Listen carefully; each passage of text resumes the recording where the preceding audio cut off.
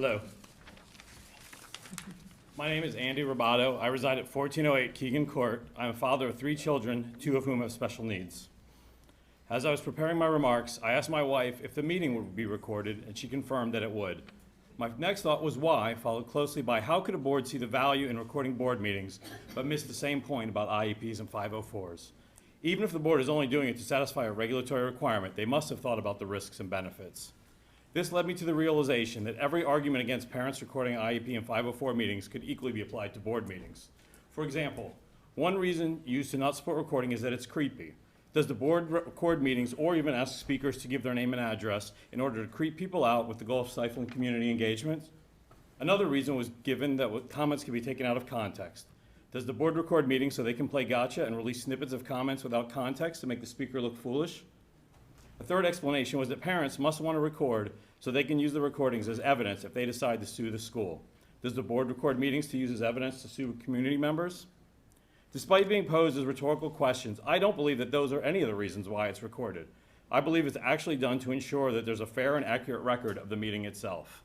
What we are asking is to be given the same benefit that you all have been given. Don't assume malicious intent without evidence.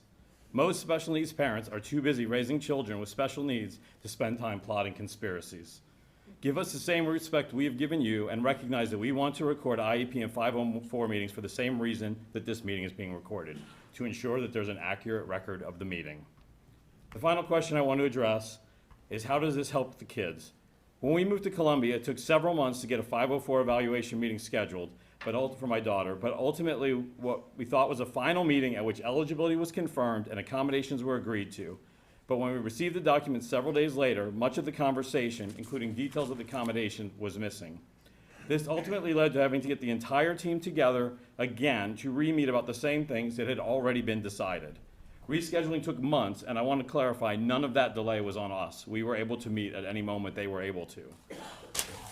Once the school was finally able to meet with us, the accommodations we all agreed to before were affirmed. Had there been a recording, it would have taken a couple hours to sort out this confusion. But instead, my daughter had to wait months to get the services that everyone already agreed she needed.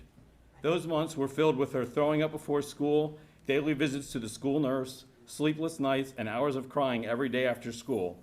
But they didn't even change the accommodations in any way. They just made it take longer to happen. She was made to suffer while adults discussed schedule availability.